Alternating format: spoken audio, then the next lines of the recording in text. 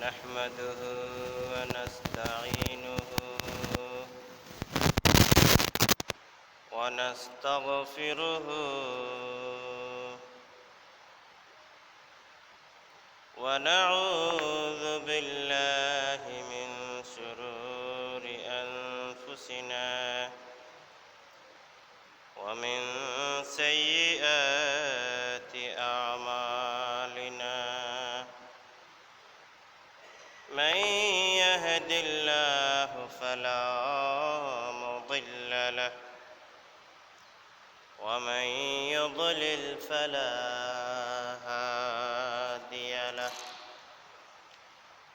ونشهد أن لا إله إلا الله وحده لا شريك له ونشهد أن سيدنا وسندنا وحبيبنا وحبيب ربنا ومولانا محمد أعوذ بالله من الشيطان الرجيم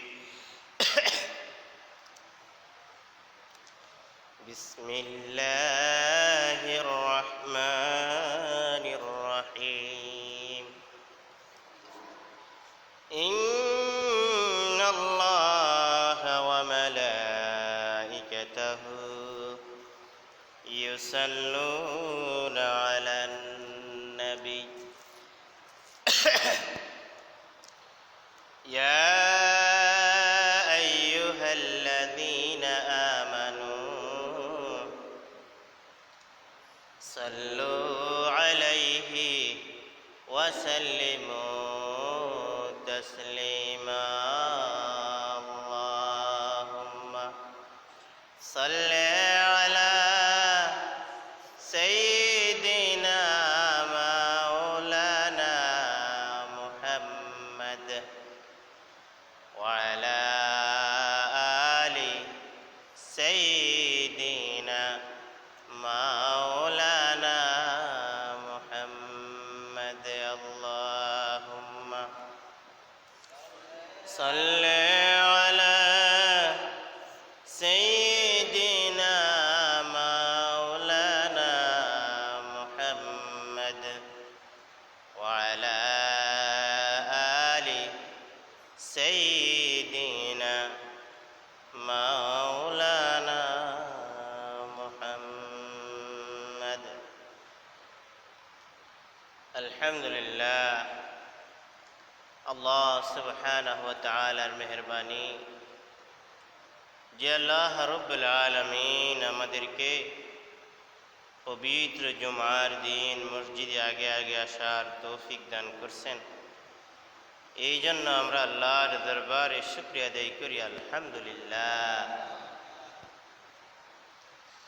আল্লাহ তাআলা যাদেরকে ভালোবাসেন তাদের দ্বারাই দ্বীনের কাজ করার ইবাদত বন্দেগী করার সুযোগ দেন,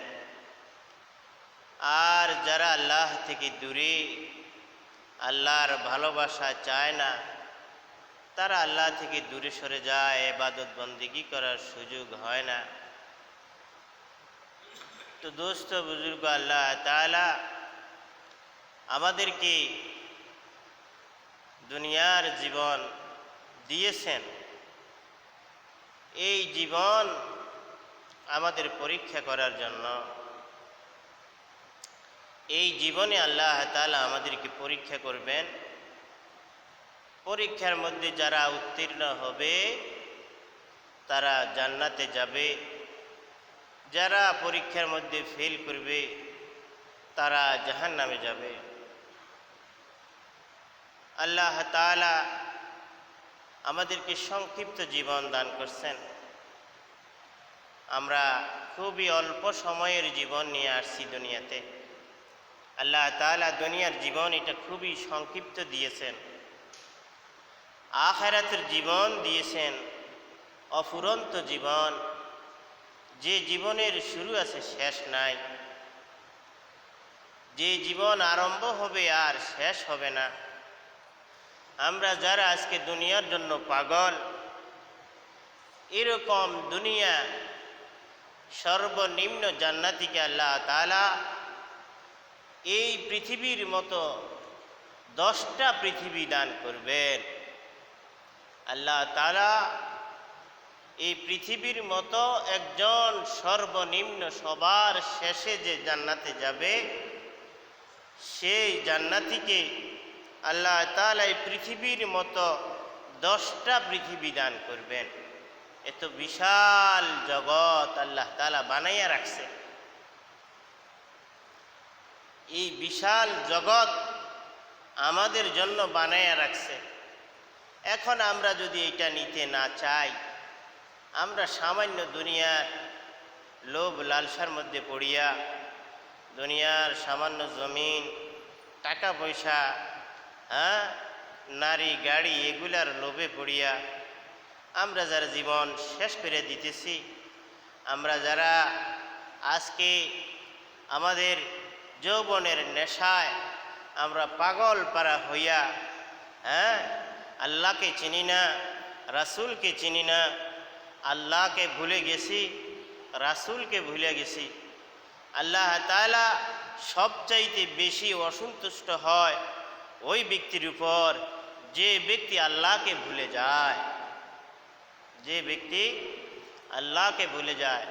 এ কারণে আল্লাহ তাআলা বলেন, তোমাকে কোন জিনিসে আমাকে ভুলাইয়া দিল?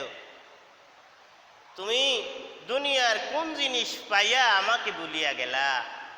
অথচ তোমাকে আমি সৃষ্টি করছি, তোমার হাত পা নাক মুখ যা কিছু আছে, তোমার শরীরের দেহ, তোমার শরীরের হার্ট, তোমার শরীরের লিভার, তোমার শরীরের কিডনি, চোখ, এগুলা আমি দিয়েছি। আজকে দুনিয়ার সমস্ত বিজ্ঞান মিলিয়া একটা কিডনি বানাইতে পারে না, দুনিয়ার সমস্ত ডাক্তার মিলিয়া একটা হার্ট বানাইতে পারে না, দুনিয়ার সমস্ত ডাক্তার বিজ্ঞান সব একত্রিত হইয়া একটা লিভার বানাইতে পারে না। আল্লাহ তাআলা আমাদেরকে আমাদের শরীরের মধ্যে কত বড় বড় মূল্যবান মূল্যবান জিনিস দিয়ে দিছে, আর এই জিনিস ভোগ করতেছ, আর আল্লাহর নাফরমানি করতেছ। আহা,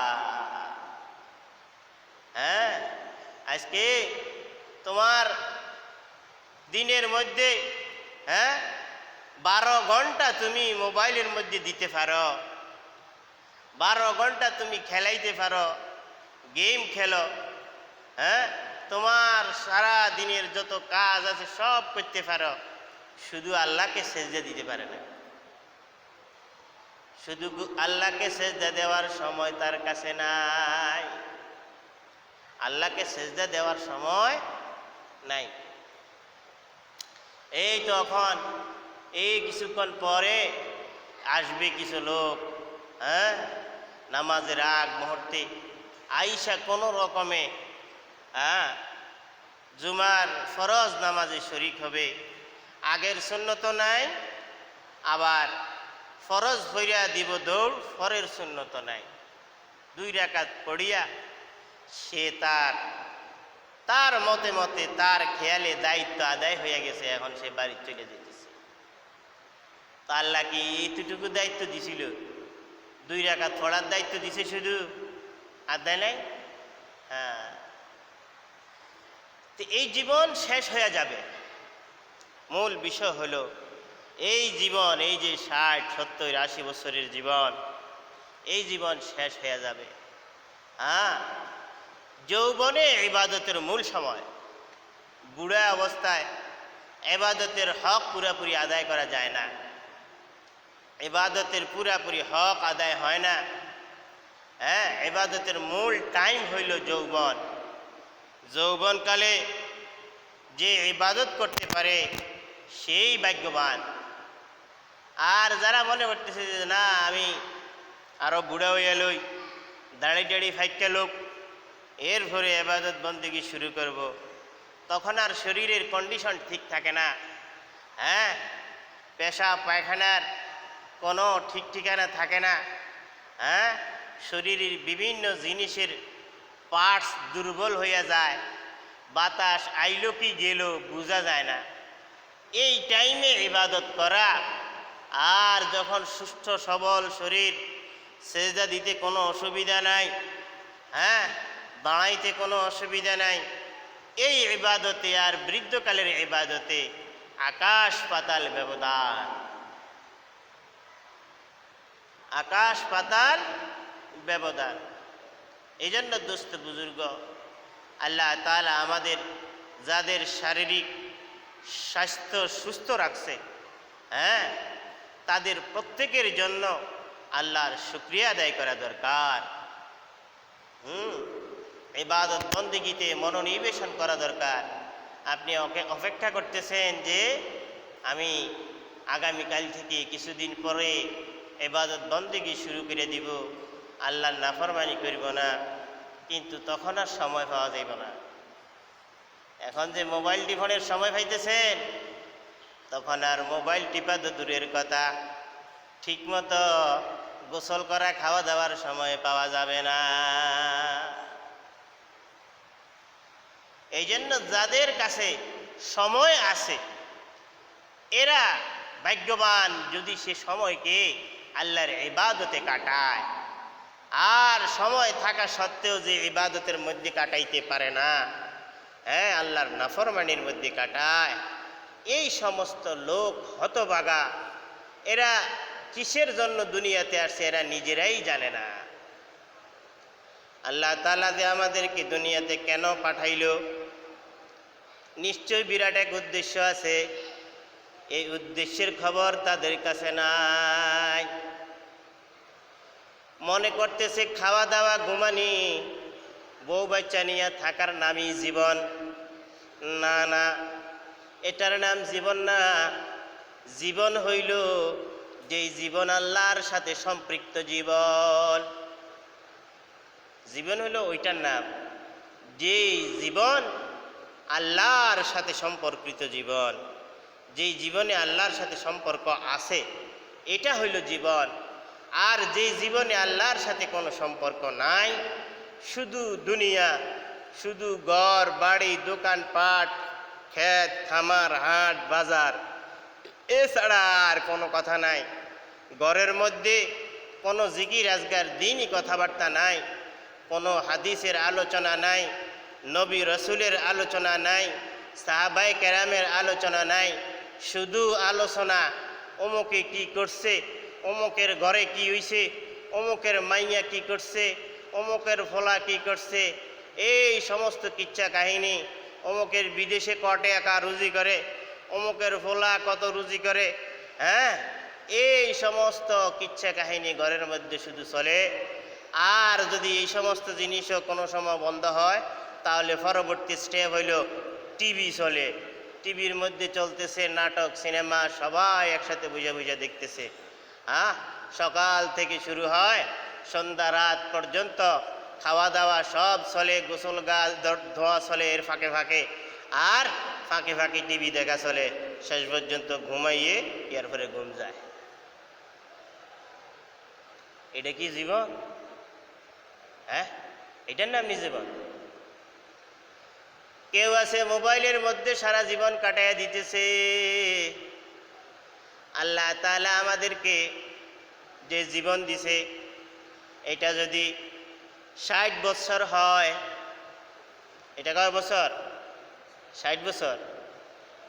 এর মধ্যে থেকে যদি আমি 60 বছরের মধ্যে প্রতিদিন 2 ঘন্টা কইরা শুধু মোবাইলে কাটাই,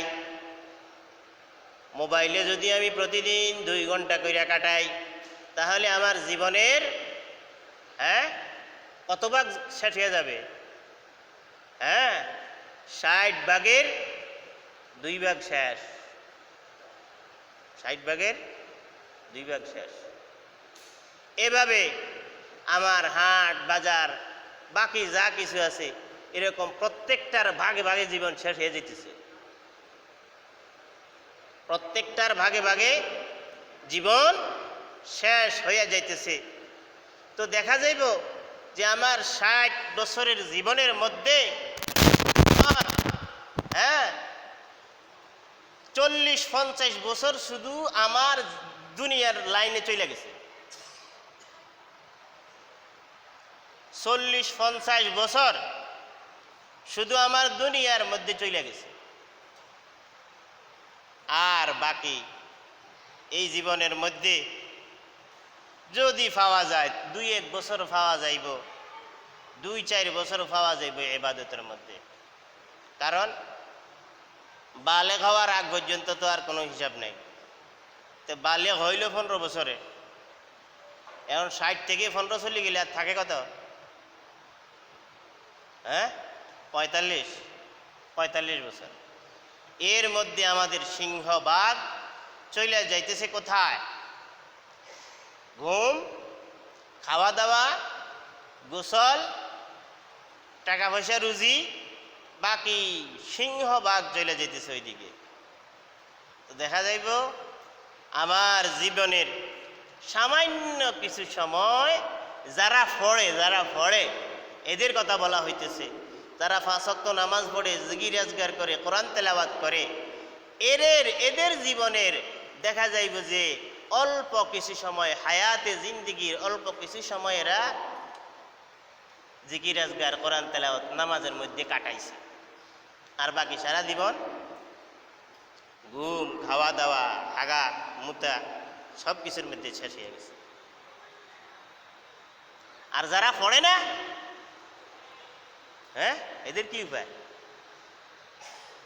তো আল্লাহ তাআলা যদি বলেন তোমাকে আমি 60 বছরের জীবন দিছি, এই 60 বছরের জীবনে অর্ধেক যদি তুমি আমাকে না দাও তাহলে তোমার ইবাদত গ্রহণ করা হবে না।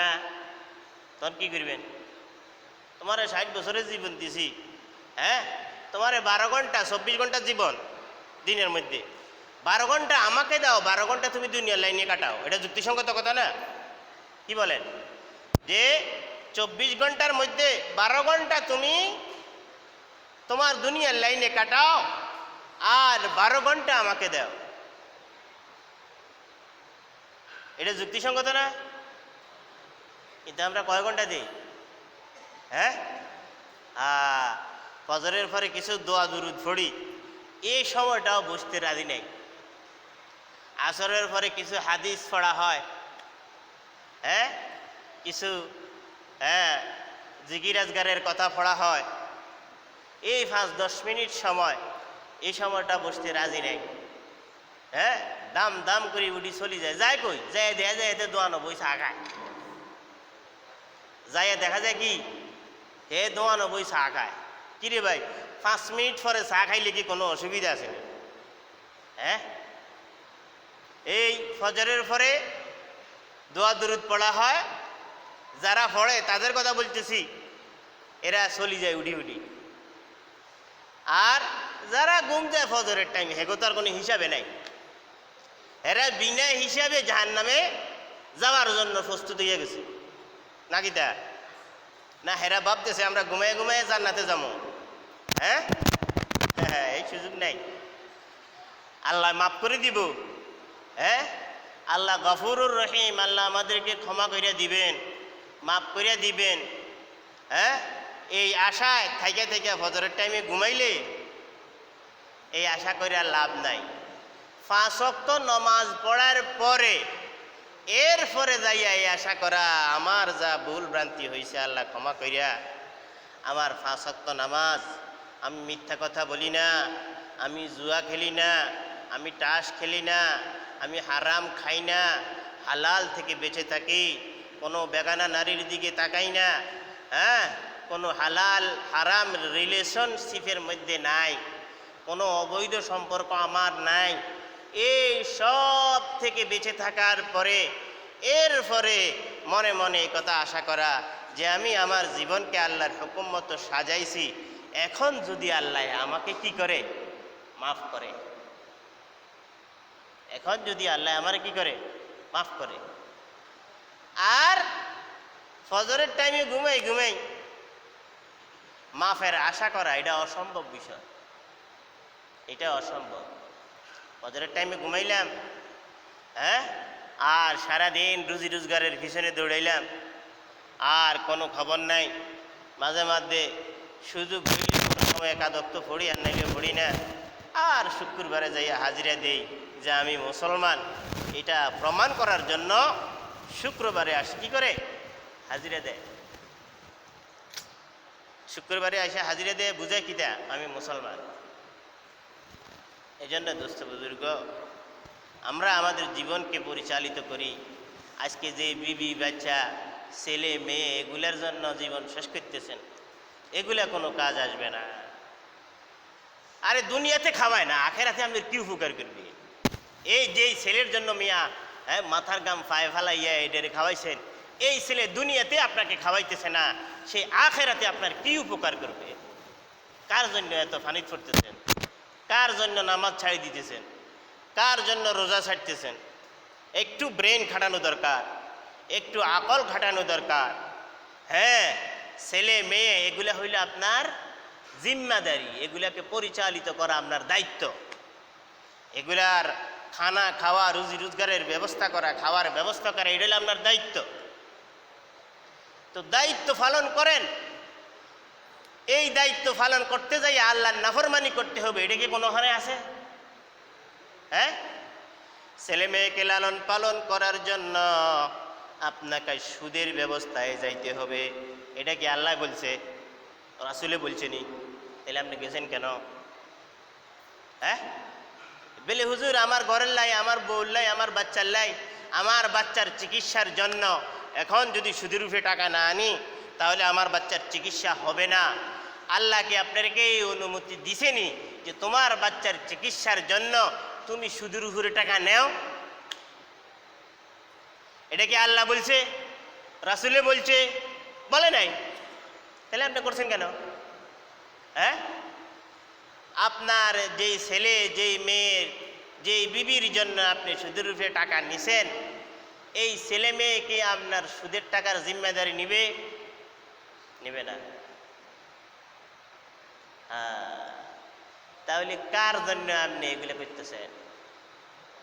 আর যারা নিজের জীবনকে মোবাইলে অক্ষ করে দিছে, বর্তমান ইয়াং জেনারেশন, এই যুবকগুলা এই রাস্তা দিয়ে গেলে এই কয়দিন ওইখানে রাস্তার মধ্যে ফানি, এদিকে যাওয়া আসা হয় না, তো এইদিকে যাই, মাগরিবের নামাজ পড়িয়া যাই, দেখি যে প্রত্যেকটা দোকানের মধ্যে মানুষ ভরপুর, যুবক ফুলাফাইন ভরপুর, প্রত্যেকের হাতে মোবাইল, আর সবাই এইভাবে তাকাই রয়েছে, এইভাবে।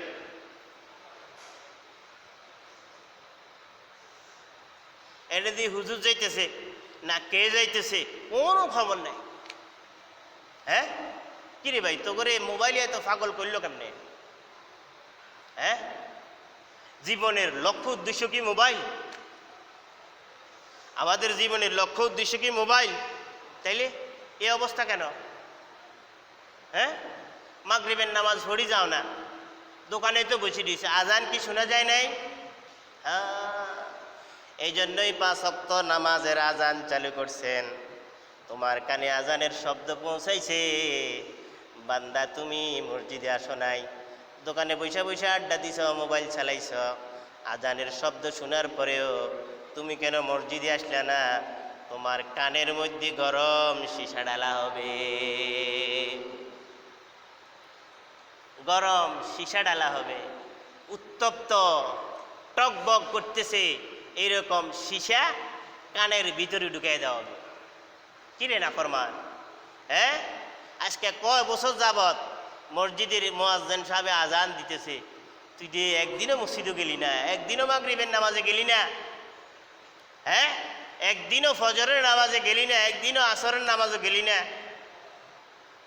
একদিনও এশার নামাজে গেলি না।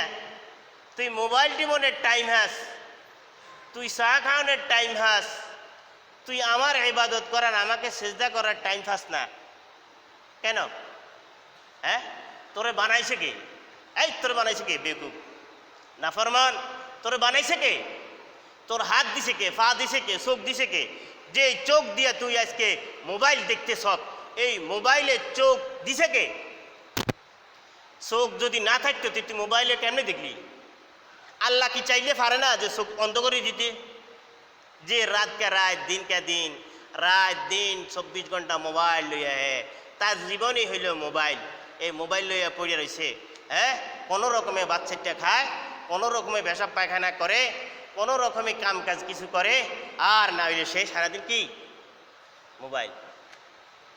আল্লাহ চাইলে এই চোখকে তৎক্ষণাৎ নিয়ে যাইতে পারে, চোখের পাওয়ার ডিসমিস করিয়া দিতে পারে, কিন্তু করে না। তোমাকে সুযোগ দেওয়া হলো, তুমি যদি ফিরে আসো, তোমাকে সুযোগ দেওয়া হইল। আমি তো আমার শেষ বিচার যেটা এইটা কর্ম, যেই চোখ দিয়ে তুমি নাফরমানি করতেছ, মোবাইলের মধ্যে অশ্লীল ছবি দেখতেছ, মোবাইলের মধ্যে হারাম কার্যকলাপ দেখতেছ, এই চোখের মধ্যে আমি গরম সীসা ডালি দেব। তখন 1000 বার আল্লাহ আল্লাহ ডাকলেও আল্লাহ ফিরে চাইব না। হ্যাঁ, আল্লাহ ফিরে তাকাবে না। তোমার জীবন আমি মোবাইলের জন্য দেই নাই, তোমার এই জীবন নাফরমানির জন্য দেই নাই। এই জীবন দেওয়া হয়েছে একমাত্র আল্লাহর ইবাদত করার জন্য। আজকে ফজরের নামাজ পড়ার কথা কে বলছে? আজকে ফজরের নামাজ পড়ার কথা কে বলছে? আল্লাহ সুবহানাহু ওয়া তাআলা। আজকে ফজরের নামাজ না পড়ার কথা কে বলছে? শয়তানে। আজকে ফজরের নামাজ না পড়ার কথা বলছে শয়তান। তো আমরা কার কথা শুনলাম? আজকে যারা ফজরের নামাজ পড়ে নাই তারা কার নির্দেশ মানলো? শয়তানের নির্দেশ মানলো। হ্যাঁ, এই আমাদের পুরো জীবনটা সেম এইরকম, যে তুমি যদি নাফরমানি করো তাইলে তুমি শয়তানের নির্দেশ মানলা, শয়তানের কথা মতো জীবন পরিচালিত করলা। আর আল্লাহর নির্দেশ মতো যারা চললো তারা আল্লাহর কথা মতো চললো, আল্লাহর নির্দেশ মতো জীবন যাপন কাটাইল। এখন আমার জীবনের যে সময়টা, এই সময়ের অধিকাংশ সময় আমি আল্লাহর কথা মতো চালাই না শয়তানের কথা মতো চালাই? আমাদেরকে হারাম কাজ থেকে বিরত থাকার কথা কে বলছে? আল্লাহ। আর হারাম কাজ করার দিকে প্রবণতা দেয় কে? হারাম কাজের দিকে দাবিত করে কে? শয়তান। এখন আমি আল্লাহর হুকুম বাদ দিয়া শয়তানের কথা মতো পরিচালিত হইলাম। এ কারণে আল্লাহ তাআলা কিয়ামতের ময়দানে বলবেন যে বান্দা, তুমি তো তোমার জীবন চালাইছো শয়তানের কথা মতো, অতএব শয়তান যাবে জাহান্নামে, তোমার ঠিকানাও জাহান্নাম। কি আমগো 60 বছরের জীবন, এই জীবনের মধ্যে পুরাটা জীবন আমি শয়তানের কথা মতো চালাইলাম, আর 2-1টা কথা আল্লাহর কথা মতো চালাইলাম। 2-1টা কথা, যেমন জুমার নামাজ পড়ার কথা আজকে আল্লাহ বলছেন, এই জুমার নামাজ পড়লাম, এরপরে আসরের নামাজ পড়লাম না, আমি শয়তানের হাওয়ালা হইয়া গেলাম। মাগরিবের নামাজ পড়লাম না, শয়তানের হাওয়ালা হইয়া গেলাম। ঈশার নামাজ পড়লাম না, শয়তানের হাওয়ালা হইয়া গেলাম। পুরা সপ্তাহ শয়তানের হাওয়ালায় চললাম, শয়তানের কথা মতো চললাম। আর মাত্র শুক্রবারে একদিন 2 রাকাত নামাজ পড়লাম। এইভাবে আমার পুরা জীবন যাইতে আছে। তো এখন আমার যে পুরা জীবনের যে সময়টা, এই সময়টার সিংহভাগ কার দ্বারা পরিচালিত? শয়তানের দ্বারা।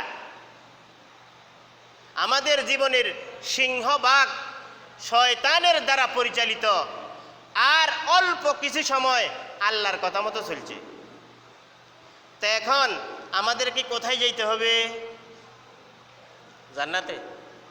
হ্যাঁ, তুমি অধিকাংশ সময় শয়তানের কথা মতো চালাইছ, এই শয়তানের কথা মতো চালানোর কারণে তোমাকে এখন জাহান্নামে যেতে হবে। যাইয়া শয়তানের কথা মতো যে জীবনটা চালাইছ এই জীবনের শাস্তি ভোগ করো, এই জীবনের শাস্তি ভোগ করো। আর অল্প কিছু সময় যেটা করছিলা এটার বিনিময়ও পাইবা। হ্যাঁ, আল্লাহ কারো প্রতি কি করে না, জুলুম করে না। তুমি যে 2 রাকাত নামাজ পড়ছো এই 2 রাকাত নামাজের বিনিময় আল্লাহ দিবেন। তবে কখন দিবেন? লক্ষ লক্ষ কোটি কোটি বছর জাহান্নামে জ্বালাইয়া, লক্ষ লক্ষ কোটি কোটি বছর জাহান্নামে জ্বালাইয়া এরপরে দিব। আর যদি ঈমান থাকে, যদি ঈমান থাকে, এর মধ্যে যদি ঈমান না থাকে, তোমার মধ্যে যদি শিরকের গন্ধ থাকে, তুমি যদি মাজারে সিজদা দাও তোমার ঈমান নাই, তুমি যত নামাজ পড়ছো সব বাতিল, তুমি যত রোজা রাখছো সব বাতিল, তুমি যত ইবাদত বন্দেগী করছো সব বাতিল। তোমার মধ্যে যদি এই আকীদা বিশ্বাস থাকে কোনো পীর আমাকে কোনো কিছু দেওয়ার ক্ষমতা রাখে, তাহলে তোমার এই আকীদার কারণে তোমার ঈমান বাতিল হয়ে গেছে। এই বাতিল ঈমান হওয়ার কারণে তুমি চিরদিন জাহান্নামে যাইবা। নামাজ পড়লেও তুমি জাহান্নামে যাইবা, রোজা রাখলেও তুমি জাহান্নামে চিরকাল। জাহান্নামে কি? চিরকাল। যার ঈমান নাই, যার ঈমানের মধ্যে শিরিক আছে, যে শিরিক ওয়ালা বিশ্বাস নিয়ে জীবন যাপন করে, সে কোথায় যাবে? জাহান্নামে। কতদিন? চিরকাল, এর মাপ নাই। যে কবরে সিজদা দেয়, আমরা মুসলমানদের মধ্যে আসেনি, মুসলমান কবরে সিজদা দেয় নাই, আসেনি, এর ঈমান নাই, হে চিরকাল জাহান্নামে যাবে। কারণ সিজদা একমাত্র আল্লাহ ছাড়া আর কাউকে করা যায় না। হ্যাঁ, আরে বেটা তুই কোনানো বন্ড রে বেটা, বন্ড ছন্ড কোনানো কেল্লাসা ল্যাংটাসা এডির মাজার যায় সিজদা দেশ। হ্যাঁ, সিজদা দেওয়ার যদি কোনো সুযোগ থাকতো আল্লাহর রসুলের, হ্যাঁ আল্লাহর রসুলের রওজা শরীফে সিজদা দেওয়ার সবচাইতে বেশি হকদার ছিল। কি বলেন? আল্লাহর রসুলের চাইতে তো দুনিয়াতে কোনো বড় ফির নাই, আসেনি? আছে কি হুজুরের কথা কন না, লাগে যেমন আছে, আসেনি? আল্লাহর রসুলের চাইতে বড় কোনো পীর দুনিয়াতে নাই। তাহলে সেজদা দেওয়ার যদি অনুমতি থাকতো তাহলে আল্লাহর রসুলের রওজা দেওয়া যাইতো কিনা? ওইখানে সেজদা চলেনি, সেজদাও চলে না, এমনকি দোয়া করারও সুযোগ দেওয়া হয় না। আপনি যে এইভাবে রওজার দিকে ফিরে দোয়া করবেন এই সুযোগও নাই। দোয়া করতে হবে কার কাছে? আল্লাহর কাছে। আমাদের কিছু পাবলিক আছে, মুসল্লি আছে, এরা কবরস্থানও জিয়ারত করতে যাইও কবরের দিকে ফিরে দোয়া করে। কবরের দিকে ফিরে কি করে? এই বেড়া তোর কবরে কি দিব, তুই তো আইসো হেরে সাহায্য করবেন নাই। কবর জিয়ারতে যায় কি জন্য মানুষ? আমরা কবর জিয়ারতে যাই কেন? কবরবাসীকে সাহায্য করার জন্য। কবর জিয়ারতে আমরা কি জন্য যাই? কবরবাসীকে সাহায্য করার জন্য, না কবরবাসী থেকে সাহায্য নেওয়ার জন্য? হ্যাঁ, কবরবাসীকে সাহায্য করার জন্য। উনি কোন অবস্থায় আছে আমরা জানি না, ওনাকে আমরা সূরা ফাতিহা, সূরা ইখলাস কিছু দোয়া দুরূদ পড়ি, আমরা ওনার রূহের মধ্যে বক্সাইয়া দিব যাতে আল্লাহ তাআলা ওনাকে মাফ করে দেয়। তাহলে তুমি এদিকে ফিরে দোয়া করো কেন? কিছু কিছু হুজুরও আছে, হ্যাঁ এদিকে এদিকে হিরি, কবরের দিকে হিরি করতে হইব। হ্যাঁ, বেকুব। এই হুজুরগুলোও বেকুব, বুঝে না। তুমি এখানে আসছো বিষয় বুঝতে হইব তো, আমি কবরে যাই কেন, কবরে যাওয়ার উদ্দেশ্য কিটা? এই যে আমরা বিভিন্ন মাজারে যাই, বিভিন্ন ফিসাবের দরবারে মানুষ যায়, কি জন্য যায়? কবর জিয়ারত, কয় না? শাহজালালের মাজারে কবর জিয়ারতের উদ্দেশ্যে যাইতেছি। কবর জিয়ারতের উদ্দেশ্য যাইয়া শাহজালালে কি আমারে কিছু দেওয়ার ক্ষমতা আসেনি?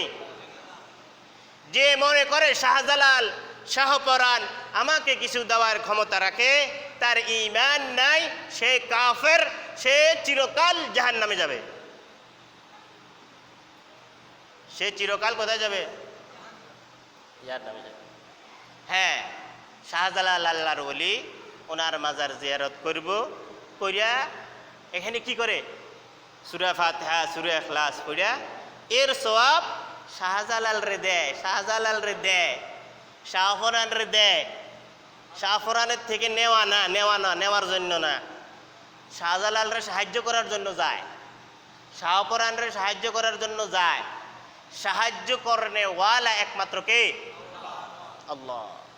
আর দুনিয়ার মধ্যে যত মাজার আছে, যত পীর আছে, যত গৌস আছে, যত কুস আছে, যত আব্দুল কাদের জিলানি হোক না কেন, আব্দুল কাদের জিলানি, আমরা আব্দুল কাদের জিলানির জন্য কি করি? যে সূরা ফাতিহা, সূরা ইখলাস পড়া দোয়া করি। যত মানুষ আছে, আমরা রাসূলের জন্য কি পড়ি? দুরূদ পড়ি। রাসূলের জন্য কি পড়ি? দুরূদ পড়ি। দুরূদের অর্থ জানেন? দুরূদের অর্থ কি? আল্লাহুম্মা, হে আল্লাহ, সাল্লি আলা মুহাম্মদ, যে মুহাম্মদের উপর রহমত নাজিল করেন। মুহাম্মদের উপর কি নাজিল করেন? এটা দোয়া হইল নি? এটা দোয়া হইল না? দুরূদ মানে রাসূলের জন্য আমরা দোয়া করি। দুরূদ মানে অর্থ কি? আল্লাহুম্মা সাল্লি আলা মুহাম্মদ ওয়া আলা আলি মুহাম্মদ, এবং মুহাম্মদের আলো আয়ালের উপর রহমত নাজিল করেন। ঠিক আছে নি? আল্লাহুম্মা সাল্লি আলা মুহাম্মদ ওয়া আলা আলি মুহাম্মদ কামা সাল্লাইতা আলা ইব্রাহিমা ওয়া আলা আলি ইব্রাহিম, যেভাবে ইব্রাহিম আলাইহিস সালামের উপর রহমত নাজিল হয়েছে, যেভাবে ইব্রাহিম আলাইহিস সালামের পরিবার পরিজনের উপর রহমত নাজিল করছেন, ওইভাবে মুহাম্মদ সাল্লাল্লাহু আলাইহি ওয়াসাল্লামের উপরও রহমত নাজিল করেন, আর তার পরিবার পরিজনের উপরও রহমত নাজিল করেন। এটা কি হইল? দোয়া হইল। এই দোয়া করার কারণে আল্লাহ তাআলা আপনার উপরে দরবার রহমত নাজিল করে। আপনি যখন মুহাম্মদ সাল্লাল্লাহু আলাইহি ওয়াসাল্লামের জন্য দোয়া করলেন, দুরূদ, এটা কি? দোয়া। মনে করতেছেন অন্য কিছু? অন্য কিছু না। বিষয় বুঝতে হইব, এগুলা কি কইতেছেন, শব্দগুলার অর্থ কি, এগুলা বুঝতে হবে। আন্দাজি খালি লাভ দি খাড়াই গেলে হইতো না। মনে করছেন লাভ দি খাড়াই গেলে ফাঁস হয়ে গেছেন, বিষয়টা এরকম না। বিষয়টা বুঝতে হবে। আল্লাহ তাআলা আমাদেরকে তৌফিক দান করেন। ওয়া আখির দাওয়ানা আলহামদুলিল্লাহি রাব্বিল আলামিন।